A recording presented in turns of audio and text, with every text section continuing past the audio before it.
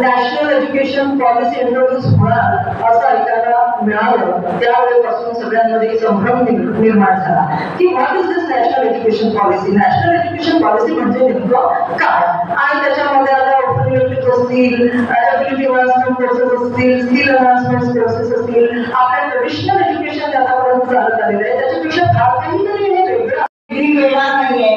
ह्या महिलांना मोफत दालत शिष्यवृत्तीचे विद्यार्थ्यांकडे कॉलेजेस आहे ते कसे चालणार, हा सगळ्याचा विचार करून आपण याचं स्वागतच करूया. कारण आता आपल्याला त्याला सगळ्या आव्हानांना सामोरं जायचं आहे.